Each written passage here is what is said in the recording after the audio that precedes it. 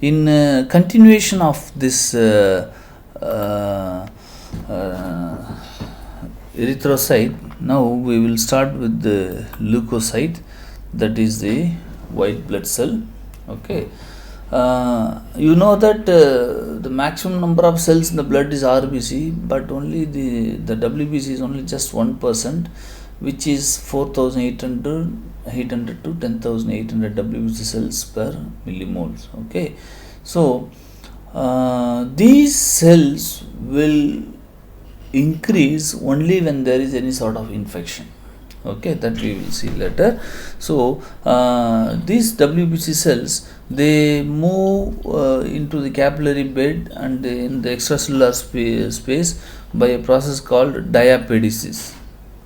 Okay, diapedesis is like the ability of the WBC cell just to slip into out the capillary blood cells and go into the tissues. Okay, so as I told, the WBC count is around, the normal WBC count is 11,000 cells per millimole.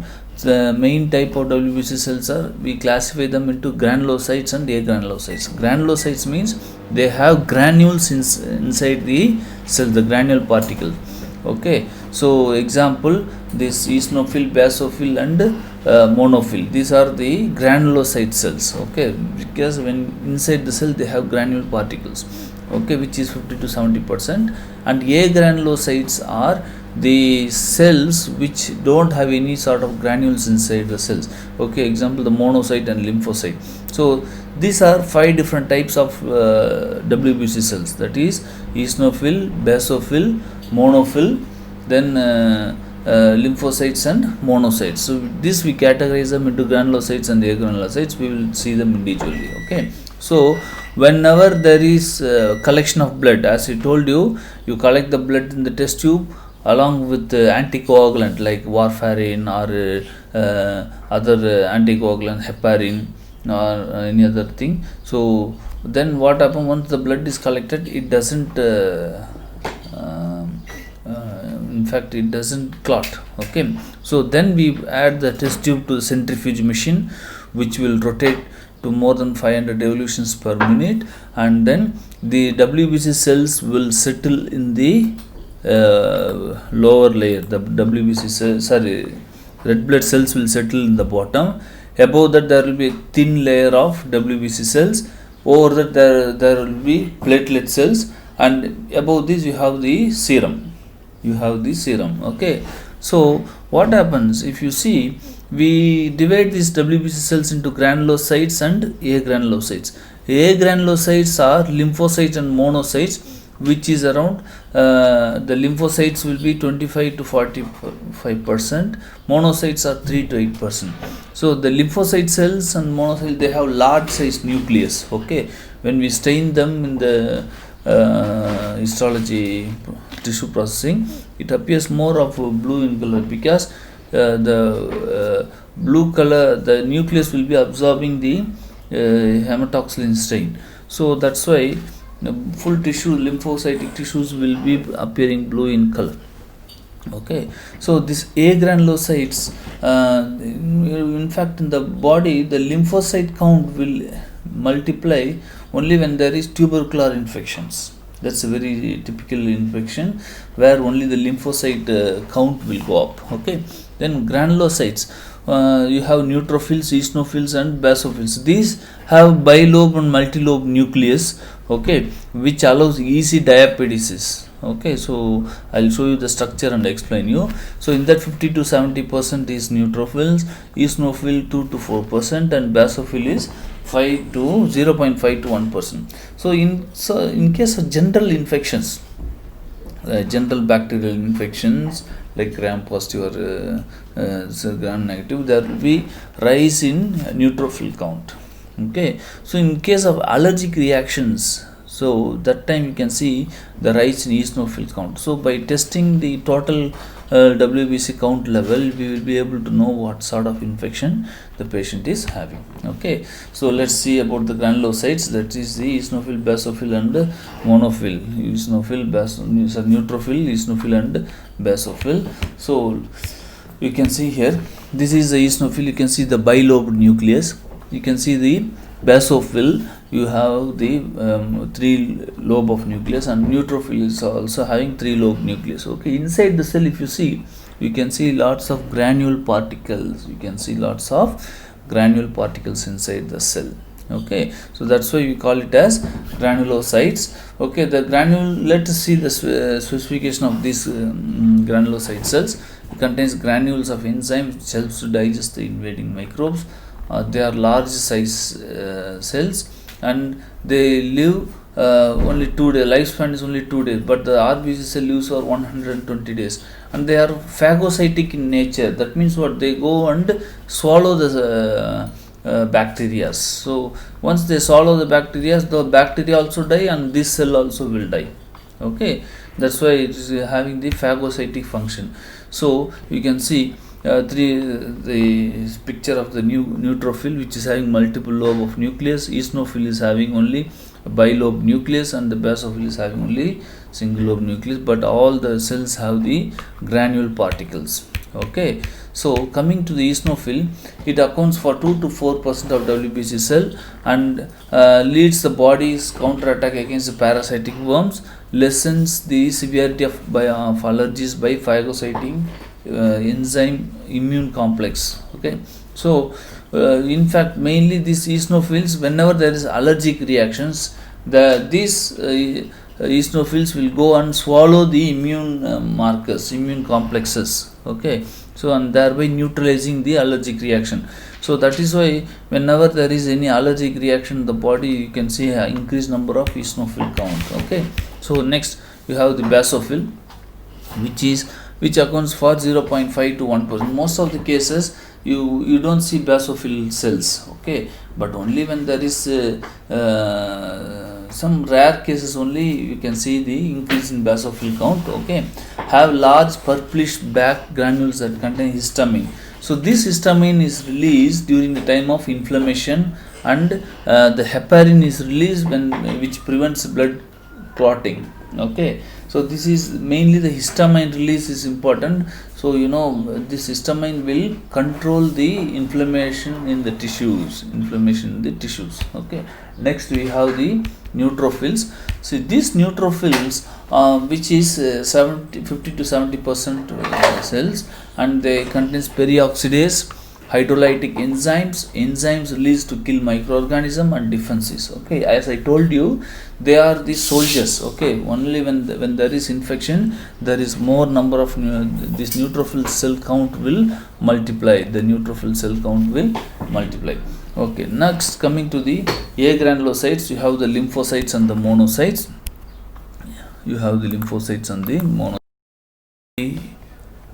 Leukocytes, agranulocytes, you have the lymphocytes and the monocytes.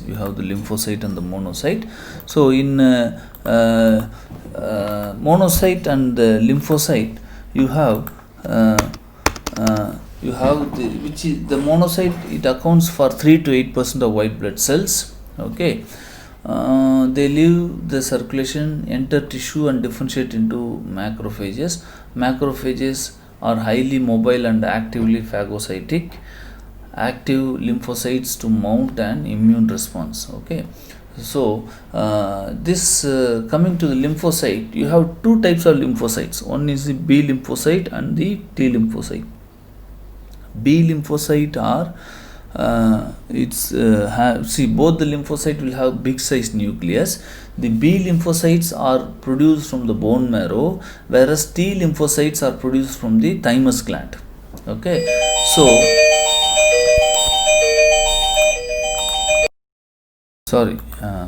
as I told you, there is 2 types of lymphocyte, B lymphocyte and T lymphocyte. So in the body, in the adult body, 80% of the lymphocyte cells will be B lymphocyte cells, and 20% of the lymphocyte cells will be T lymphocyte cells. Whereas in the newborn baby, 80% of the lymphocyte cells will be T lymphocyte, and 20% of the lymphocyte cells will be B lymphocyte cells. Okay, so the thymus gland that is present in the bifurcation of the trachea will be producing this T lymphocyte cells, and B lymphocyte cells are produced in the bone marrow.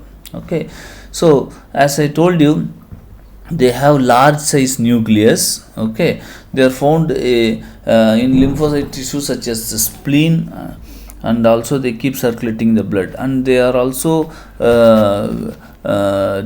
maturing in the lymph nodes. These lymphocyte cells are also maturing in the lymph nodes. Okay, so coming to this monocytes, and as we discussed before, it accounts for 3 to 8% of white blood cells.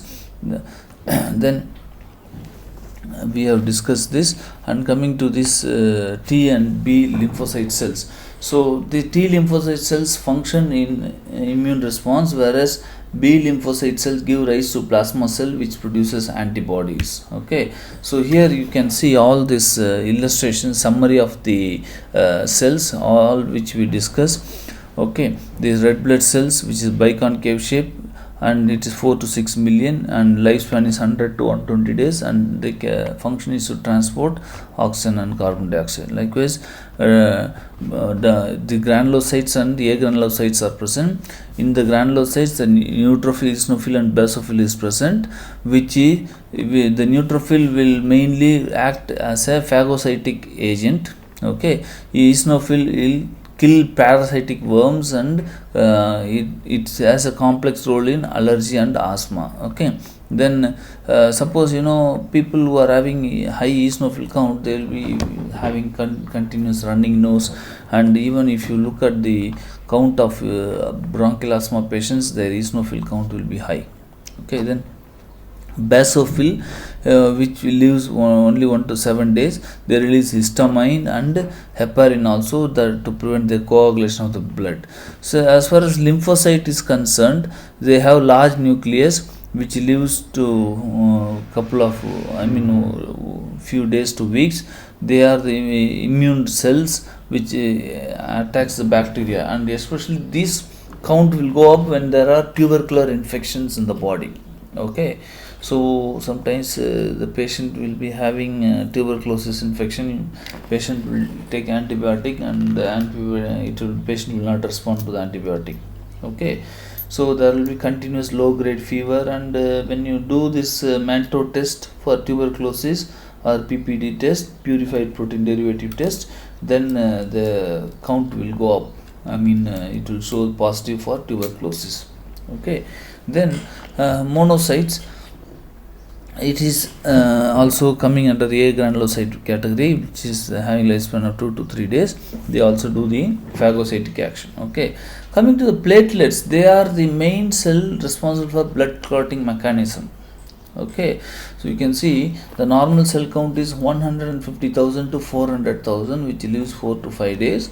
Okay, during the time of clotting mechanism, this platelets plays a vital role for clotting of the blood. Okay, in the clotting mechanism. So this clotting mechanism, we will discuss this separately. That's a big process. So just know these cells. Okay, so next, coming to the leukopoiesis, that is formation of white blood cells. Okay, so if you see, all these blood cells are derived from the bone marrow. They are formed in the bone marrow. You have red blood cell, white blood cell, and the platelet. Okay, where the myeloid stem cells is present.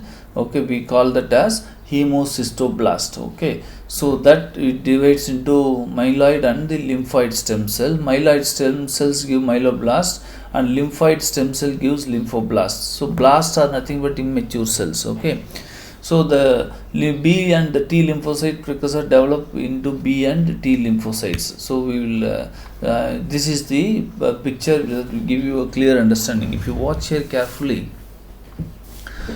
okay, this is the hemopoietic stem cell that is present in the bone marrow. There it divides into myeloid stem cell and the lymphoid stem cell. The lymphoid stem cell will give B lymphocyte and T lymphocyte cells. Okay, whereas myeloid stem cells, they divide into myeloblast. Then this myeloblast will mature into pro-myelocyte, then eosinophilic myelocyte, eosinophilic band cell, and the eosinophils. Okay, likewise the basophils also derived from the myeloblast. which gives promyelocyte, basophilic band cells, and the basophils. Likewise, the neutrophils are also developed from the myeloblast, which develops into promyelocyte, the neutrophilic band cells, and the neutrophils. Okay. Likewise, the monocytes also developed from the monoblast, which develops into promonocyte, and these are all various stages of cell development. Okay, these are all the various stages of cell development. So ultimately, you have to remember the hemopoietic stem cell that is present in the bone marrow will derive. This also derive into proerythroblast and the for platelet cell also. I will show you in a separate picture. Okay, now coming to this leukemia, this is, we call it a blood cancer. As a layman language, we call leukemia as a blood cancer. It's a cancer condition involving blood cells. Okay, so there will be abnormal production of white blood cells. Okay, in that case you will have enlarged spleen, you have enlarged thymus gland. Okay, so leukopenia means it is low white blood cell count. Okay, so you can see the, when you take a blood sample, you see more number of red blood cells, few white blood cells you can see. Whereas in leukemia, you can see more number of white blood cells. You can see more number of white blood cells. You can see this red color is the red blood cell, whereas these are all the white blood cells, and platelets are very few in number. You can see rarely these are all the few platelets. Okay, so coming to the platelets, which is also called as thrombocytes. It's also called as thrombocytes. These platelets contains the serotonin, calcium, enzymes, ADP, platelet-derived growth factors. Platelet function in the clotting mechanism. Okay, they are the main. Whenever a blood vessel ruptures, these platelet cells go and stick to their damaged part and then try to form a plug in order to prevent the bleeding. So whenever there is a low platelet count, there will be severe bleeding, blood loss. Okay, so likewise in dengue fever, the platelet count will go down, then the patient will suffer bleeding, internal bleeding, like in the gums, then in the urinary bladder, the kidneys. Okay, many places bleeding can take place. Okay, now coming to the formation of platelets, as I told you, hemopoietic stem cells, they divide into megakaryoblast, then megakaryoblast mature into megakaryocyte, and this megakaryocyte, what happens, the nucleus will disappear. Once the nucleus disappears, it becomes the platelet. In fact, the red blood cell and the platelet cell, they don't have nucleus, they are anucleated cells. Okay, this is what you have to understand. Okay, so low platelet count, we call it as thrombocytopenia. Now let's speak about the hemostasis. What is hemostasis? That is clotting of blood wherever there is bleeding. That's what we call it as hemostasis. So the process causes bleed to stop, prevent blood loss. Okay, for example, when the vein is cut, when you are alert, when you are conscious, you can give external compression and prevent the bleeding. Whereas if you are unconscious and the vein is cut, what happens? Blood cannot be bleeding continuously. The patient will be dead. So what happens? Naturally, there are some events, that is internal mechanism that is taking place inside the body itself to prevent the blood loss. The clotting process will start in the damaged site. That's what we will see. Whenever there is an injury to the vessel, it may be capillaries or vein or anything, but not arteries. Arteries are very powerful. Once there is damage to the artery, the force of the pulse waves keep pushing the blood up. Okay, so this cannot be possible in case of artery damage.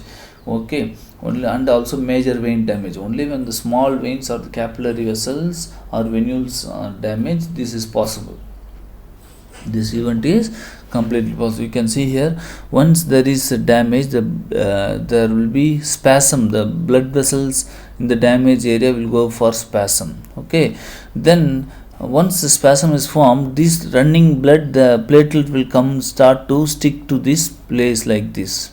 Okay, that's what we call it as platelet sticking process, and then they form the collagen fibers. Okay, they form a plug. Okay, so what happens in this area, you have two mechanism, intrinsic mechanism and extrinsic mechanism of blood clotting. Okay, so how this fibrin is formed by when the platelet come and stick to this bleeding area, how this fibrin is formed by the intrinsic mechanism and the extrinsic mechanism, this is what we are going to study in detail. Okay, this is what we are going to study in detail. So in general, if you see, whenever there is damage to the blood vessels, the platelets come and stick to that. Okay, so then it triggers a vascular spasm. Okay, so like then the other factors how the blood vessel contract is by release of this endothelial chemical release by the endothelial cells, and also the local pain reflex will start to constrict the vessel. This is how the vascular spasm is formed. Okay, now formation of platelet plug, this is what we are going to study in detail. So the platelet factors released by the adenosine diphosphate, thromboxane and serotonin. All these are the chemicals that is released in the vascular injury site. They are the chemicals that is released in the vascular injury site. Okay, so now I am going to show you the different mechanism of clotting process. I am going to show you the different mechanism of clotting process. Now first, how the coagulation is formed. So as I told you before, there are intrinsic mechanism and extrinsic mechanism. We will discuss that in depth.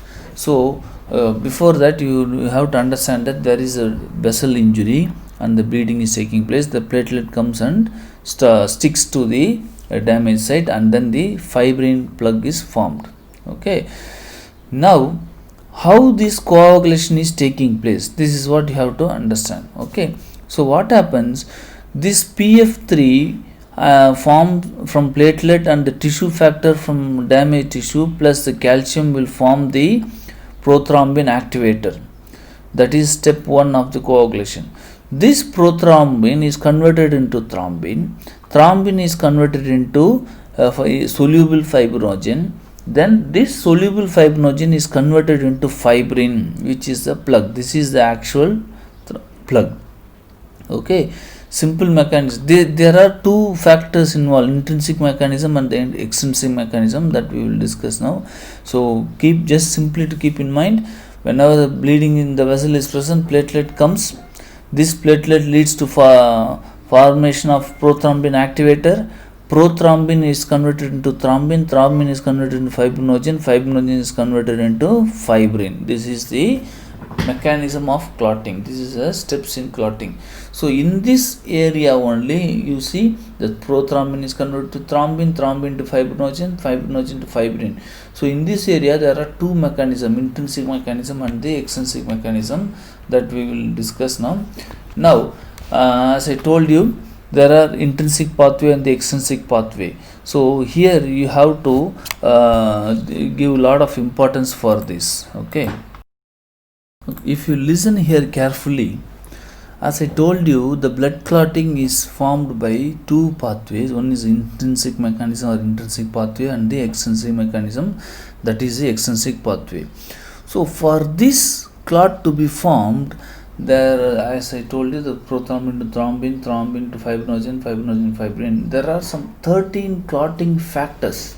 Okay, that has to act on a chain reaction in order to form the blood clotting. Okay, so for example, there are 13 clotting factors in the order, like fibrinogen, prothrombin, then third one is tissue thromboplastin, then fourth one is calcium, then fifth one is labile factor, then sixth one is unknown, seventh is stable factor, eighth is anti-hemophilic factor, ninth is plasma thromboplastin component, then 10th one is stored factor, then 11th one is plasma thromboplastin antecedent, then 12th one is Hegman factor, and 13th one is fibrin stabilizing factor. So these are all the factors, these are all the chemicals that is and the compounds that is acting on a sequence. I will show you how it is acting on a sequence of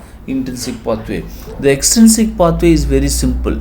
Okay, the intrinsic pathway is little complicated. For example, once there is a bleeding, what happens? There is this factor 3, that is the tissue thromboplastin, that is released. Okay, then factor 7, that is the stable factor, will combine with the calcium and the labile factor and forms the prothrombin activator.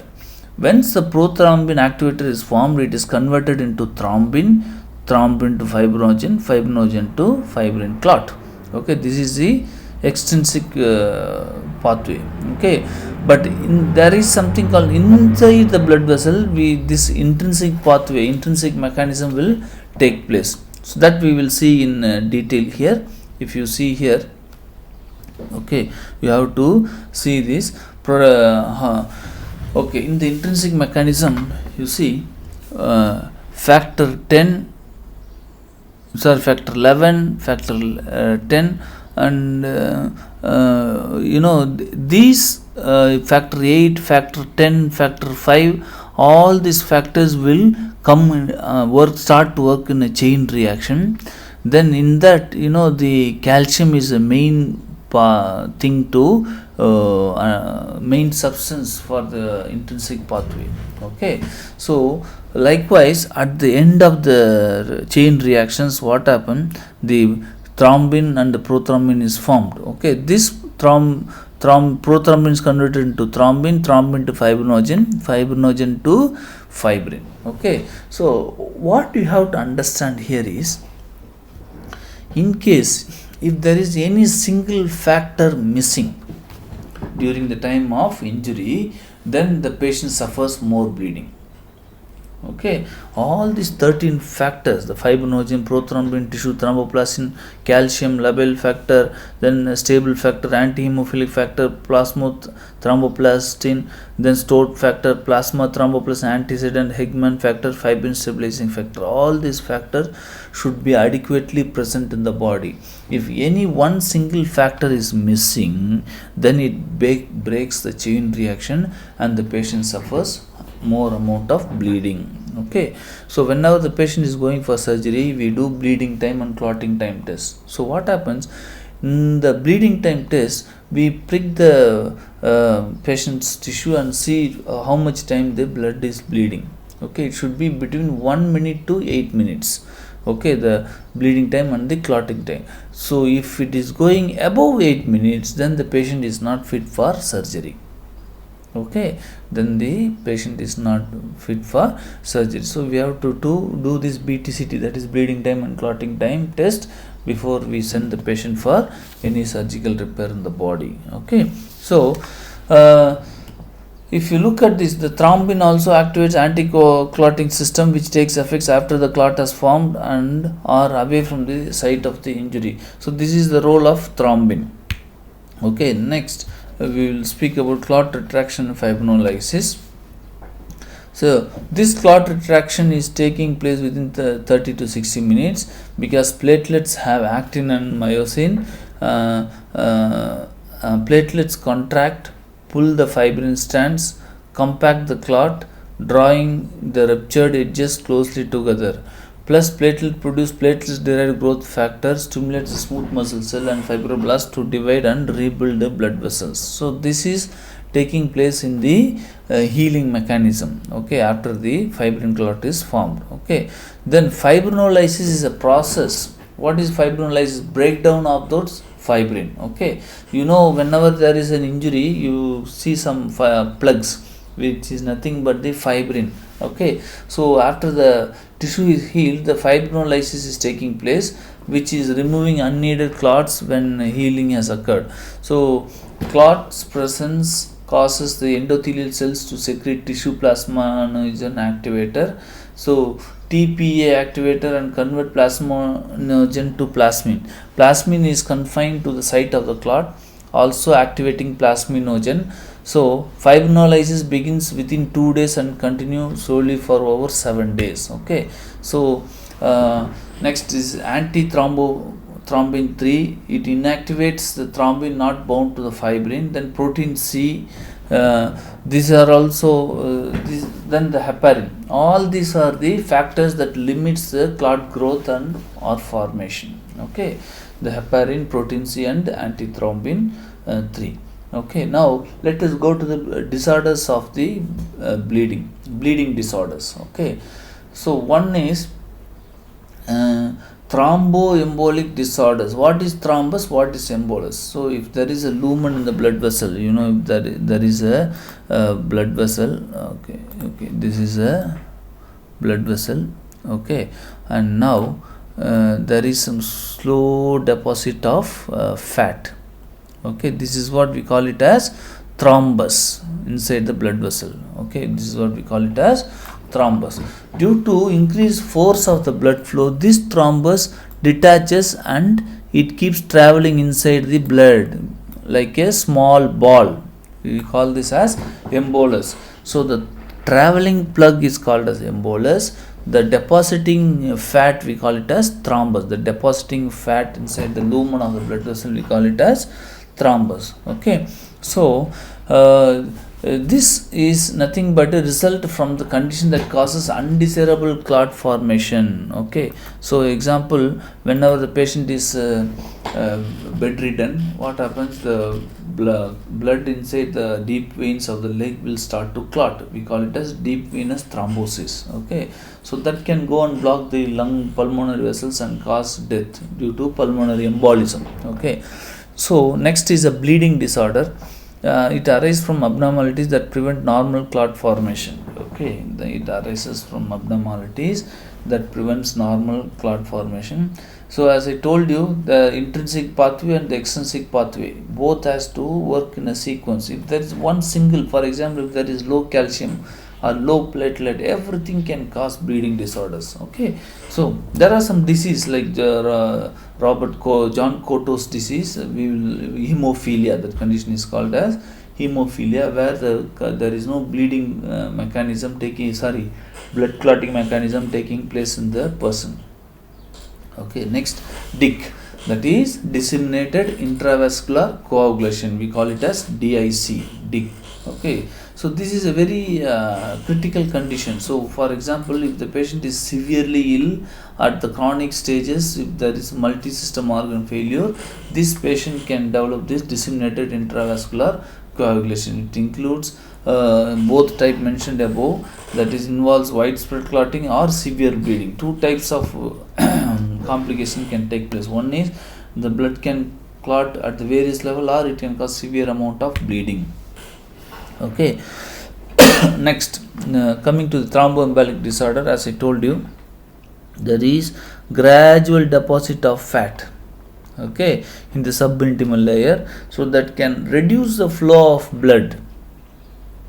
So what happens during this time, when the patient gets reduced amount of blood flow to the ventricle or the myocardium, then the patient suffers chest pain. We call it as angina, or there can be coronary spasm. The coronary blood vessel will go in for spasm, and that can cause angina pectoris. Okay, so one fine day the patient says he is developing chest pain. When you go and do angiogram, you see this blood clotting clotting issues inside the coronary artery. Okay, so in that case, if the endothelium ruptures and the big clot is formed, this part of the heart will die. Okay, that is called as myocardial ischemia. We call this as myocardial ischemia, and the patient, this is the first heart attack. So what happens generally when this blood vessel clot, the other blood vessel will try to have a collateral circulation. If the heart is not able to make collateral circulation, then the myocardial death is present, and the patient can also die if there is major part of the myocardium death. Okay, next, embolus. As I told you, the detached part of thrombus, when the thrombus that is clotting inside the blood vessel is detached and floating in the bloodstream, we call that as embolus. Pulmonary embolism, as I told you, when the deep veins in the legs are clotted, what happens, these clots can detach and the emboli can travel in the bloodstream. Okay, thereby it will go and block the lung vessels, and that can lead to severe dyspnea, difficulty in breathing, and the patient can die. Okay, then cerebral emboli inside the ventricle or the atrium, there are chances of clot formation. Okay, so when this intraatrial clot or intraventricular clot detaches, the big embolic ball can go on cause block, can travel into the cerebral blood vessels and causes stroke. Okay, we call it as embolic infarct, embolic stroke. Okay, so it can also go to the myocardial blood vessels and the coronary artery and causes massive heart attack. Okay, and the patient will die. So next we will speak about the anticoagulating drugs. What is anticoagulating drugs? Anti means against, coagulating means against clotting. Some people will have increased clotting for property in the blood. Okay, there will be increased clotting property, so we have to give anticoagulants. Why we give anticoagulants to some patients? For example, the patient may be developing this thrombus inside the blood vessel, they need anticoagulants.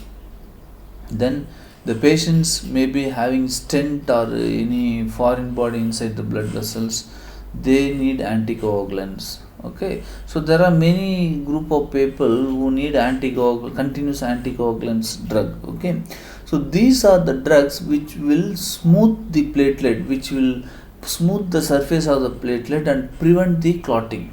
Okay, so in that aspirin, which is a very commonly used anticoagulating drugs, that is acetyl salicylic acid, it inhibits the enzymes cyclooxygenase that makes prostaglandins and thromboxanes. Thromboxanes aid produced by the platelet to produce platelet aggression. Okay, and cause vasoconstriction. Blocking the production of thromboxane will result in decrease in platelet aggregation. Okay, so what happens when we block these thromboxane secreted by the platelets by giving aspirin? The platelet will not meet each other and talk. Okay, and cause the clot. So that is why we have to give, for example, when you deploy a stent inside the blood vessel, that's a foreign body. So the nature of platelet is to stick to the foreign body and push them out.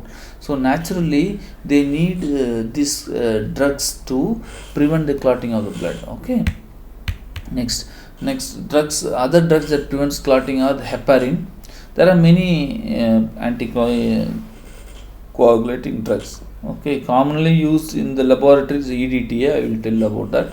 Heparin is antithrombin, that is it prevents the excessive clotting. Okay, so naturally occurring cofactor for antithrombin 3, which normally inactivates thrombin. Inhibition of thrombin prevents fibrin formation, also inhibits thrombin induced activation of platelet and of the factors. Heparin also inhibits platelet function. Okay, heparin is also a drug that is clinically used. For example, the patient have Venflon catheter inside the vein, and that's a foreign body, so because of this the blood can clot. So what happens, we have to inject few diluted dose of heparin to prevent the clotting. We call it as heparinization. So this will prevent blockage of this in IV cannula. Okay, in the hospitals you need to heparinize this IV cannula in most of the patients. Okay, then warfarin. This is also another type of anticoagulating drugs. Okay, it interferes with the action of vitamin K. Vitamin K required by the liver to make some of the clotting factor as well as a prothrombin. So it leads to less fibrin being formed in the at the end. See, actually vitamin K is one of the important vitamin for this clotting mechanism. Okay, so patients who are deficient in vitamin K will experience more amount of bleeding. This vitamin K is injection is given during the time of labor. Okay, where mother will not lose more amount of blood. Okay, so likewise we increase the dose of vitamin K by giving injection in the form of injection, then the bleeding will be less. Okay, the bleeding will be less. Next, Apart from this other anticoagulant, the streptokinase, urokinase, TPA, all these are the drugs that can melt the clot. For example, streptokinase, urokinase, these are all the anticoagulating drugs. So what happens when the patient suffers massive cardiac arrest? Our duty is to give aspirin. If not aspirin, we can give streptokinase and urokinase. This will try to prevent the further progression of the clot. Okay, and there is something called TPA therapy, tissue type plasmantinogen type, the tissue type plasmantinogen therapy, TPA. Okay, so this TPA therapy is given within 6 hours after the embolic stroke or embolic event in the heart. Okay, so what happens? This TPA therapy can it has the property to dissolve the clot also in the blood. Okay, so this TPA therapy after the embolic event has to be given within 6 hours of time. Then there are chances of melting of this embolus that is circulating inside the blood vessel. Okay, so these are all the various anticoagulating drugs we have to know. Then coming to the bleeding disorders, thrombocytopenia, condition where the number of circulating platelet is less. Okay, if the platelet count is less, bleeding will not take place, then more bleeding will be present. Hemophilia, it's a hereditary conditions which the clotting one of the clotting, the seventh clotting factor will be missing in fact. Okay, that is a disease called hemophilia. Robert Cotto, that's a person who was found first with hemophilia. Before also it was there, but generally in hemophilia, when the female, generally hemophilia is not known. So for females, when they have first menstrual cycle, they die because of severe menstrual bleeding. Okay, whereas in male, they can stop bleeding by giving some external compression and all this stuff. Okay, as I told you, there are clotting factors: the fibrinogen, prothrombin, thromboplastin, iodine, calcium. Okay, there are other clotting pigment factor, stored factor, labile factor, vitamin K. All these factors I have told you before. Then hemophilia, there are 3 types: A, B, and C. In hemophilia A, there is deficiency of factor 8. Okay, that is hemophilic factor. And B, there is deficiency of factor 9. And hemophilia C, there is deficiency of factor 11. Okay, so these are all the common types of hemophilia. So then coming to blood transfusions, we have blood transfusions. This is transfusion is done in various areas, like before, during the time of surgeries, then when the patient is anemic. Okay, we transfer blood cells, we give packed red blood cells, okay, to treat anemia. So suppose for females, when the hemoglobin goes 4, 5 like this, they need 1 or 2 packs of blood transfusions. Okay, then during the time of surgery, there will be severe blood loss. That time we transfuse red blood cells. For that we have to do the typing. So we have to give the same blood type that patient blood matches. Okay, that we will see about.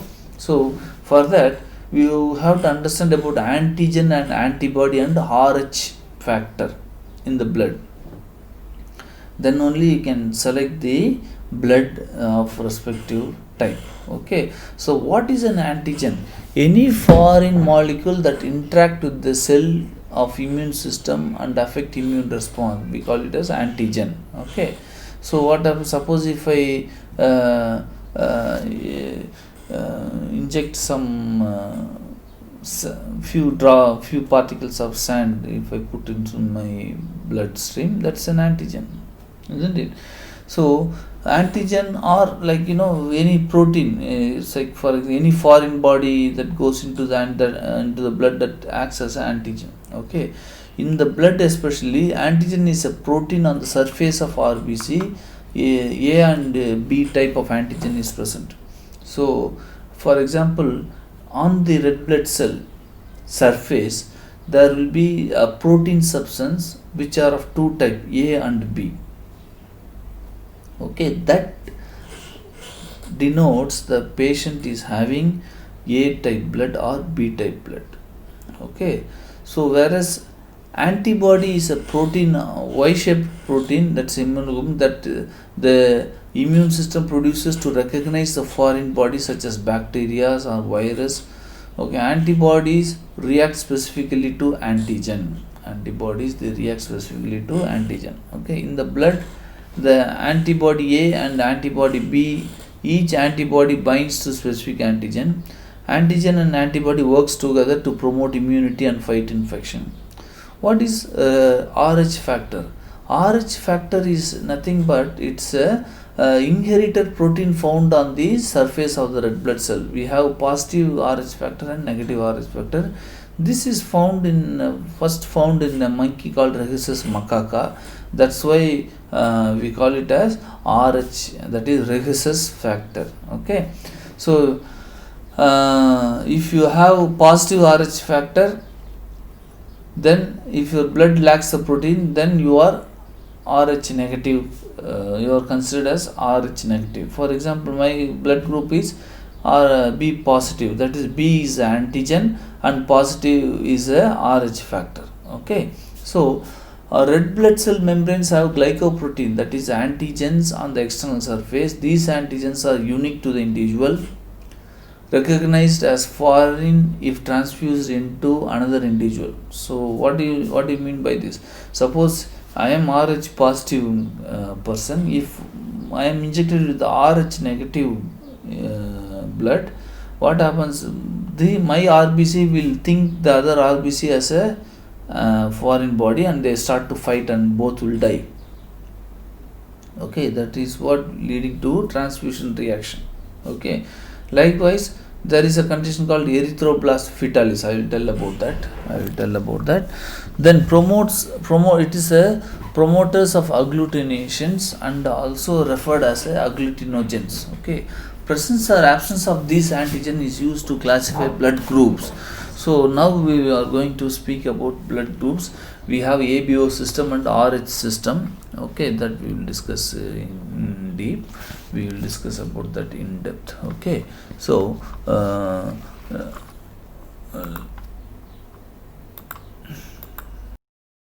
to the ABO blood grouping system. Okay, it consists of two agglutinogens, that is A and B antigens on the surface of the RBC, two antibodies, that is agglutinins on the plasma, that is anti-A and anti-B. An individual with ABO blood may have various types of antigen and spontaneously performed antibodies. Okay, agglutinogens and their corresponding antibodies cannot be mixed without series of hemolytic reactions. So what you have to do is, this is very important. Okay, if you see, blood AB group will have A antigen as well as B antigen. Okay, so there is no antibodies. Okay, likewise, blood group B has only B antigen and the anti-A antibodies in the plasma. Okay, so they can receive blood from B as well as O group. Okay, so likewise, AB also can receive blood from A blood group, B blood group, AB blood group and O blood. That's why AB blood group we call it as universal recipient. Okay, likewise, A blood group have A antigen, okay, like anti-B antibodies in the plasma, and they can receive blood only from the A or O blood group.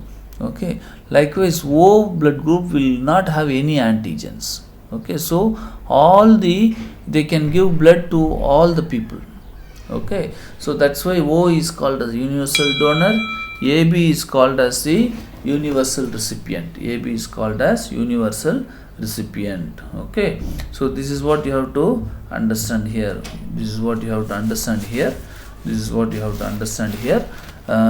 Now coming to this, there is something called RH blood grouping system. What is this RH blood grouping system? So in RH blood grouping, there are 8 different RH anti-agglutinogens, okay, which is of 3 of which are C, D and E are common, presence of Rh agglutinogen on the RBC cell is indicated as Rh positive. Okay, so anti-Rh antibodies are not spontaneously formed in Rh individuals. However, if an Rh individual receives Rh positive blood, then anti-Rh antibodies are formed, and that leads to exposure of Rh positive blood, which result in severe transfusion reaction. That is, the RBC cells among each other will fight and they will destroy. Okay, so now we have to speak about the hemolytic disease in the newborn, that is called as the erythroblast fetalis.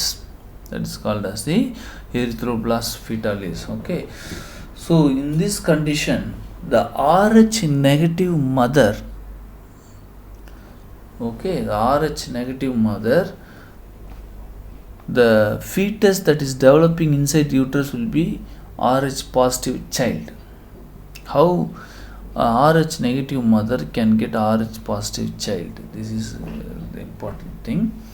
For example, Rh negative mother is having a child with Rh positive male, then the baby will be Rh positive. Okay, now mother is having different Rh blood and the developing fetus is having different Rh blood. How this is possible? One thing is the placenta that present in between the child and the developing baby and the uterine wall will filter all the antigens and send only the fresh RBCs through the umbilical vessels to the child. So the child will not be affected till the 9th month of pregnancy. Okay, but during the time of pregnancy, few amount of Rh antibodies will try to break the placenta barrier and go to the child. That is the time where the reaction is taking place. So what happens? More Rh negative of RBC of mother and Rh negative RBC of the child will fight each other and they will die. So what happens? There will be more breakdown of RBCs during the time of delivery for the baby, and the child will be suffering with the jaundice. Okay, that's what we call it as erythroblast fetalis condition. Okay, so in this condition, what we do? We give a drug called RHO gum that can prevent the Rh negative mother from becoming sensitized. So immediately after delivery, mother should be given this anti-D injections called as RhoGAM. Okay, what will happen? This RhoGAM will kill all the antigens that is present in the mother. Okay, so if mother is not given this injection, then what happens? She will not be able to conceive the second child. So the process is very simple. Just listen carefully. Rh negative female should marry only Rh negative male. Okay, Rh negative female should marry only Rh negative male. Then the baby also will be Rh negative. There won't be any problem. In case if the Rh negative female is marrying Rh negative positive male, then the child will be Rh positive. So what happens? There will be breakdown of the RBCs during the time of birth, and the child will become yellow in color due to more amount of jaundice. I mean bilirubin production. Okay, how the bilirubin is produced? By the breakdown of RBCs. The bilirubin is produced by the breakdown of RBCs in the blood. Okay, that can lead to damage in the brain tissue also. Okay, the increased bilirubin is a type of toxic substance. The increased bilirubin is a type of toxic substance that can cause cerebral tissue damage. So this is what you have to understand about this condition called erythroblastosis fetalis. This is what you have to understand about the condition called as erythroblast fetalis. Coming to the transfusion reaction. So this reaction occurs when mismatched blood is transfused to the patient. Okay, so what happens whenever you give blood transfusion, you have to be with the patient and see if he is developing any sort of allergy or anything. Okay, so in this what happens is the agglutinin, that is the red blood cell, looks like collection of clot and lead to obstruction of blood vessels. Okay, so when this happens when the correct blood type is not infused to the patient. Okay, so donor cell are attacked by the recipient plasma agglutinin, causing diminished oxygen carrying capacity, clumping of the red blood cells, then rupture of RBCs, and free hemoglobin will be circulating into the bloodstream, and circulating hemoglobin precipitates in the kidney and cause renal failure. Okay, so coming to the blood typing, how you find whether the blood typing is present? Like you have type A and B. In this what happens, you have the clumping of RBCs. You see, you have the clumping of RBCs. So this is we call it as type A and type B. Then in type A only one clumping is present and this is normal. Okay, in these are, we put 2-3 drops of blood and we put ready-made anti-A serum. Okay, so when we put anti-A serum and if you see clumping reaction of RBCs like this, it is type AB. When you see clumping reaction only in anti-A serum, then the patient is type A blood. Okay, when you see the clumping reaction in anti-B serum, then the patient is type B blood. When there is no clumping reaction of RBCs, you see the RBC is not clumping and clotting, so it is type O blood group. This is how you identify the blood grouping. This is how you identify the blood grouping. Okay, so these are all some certain things you have to understand about the blood and its other properties. Okay.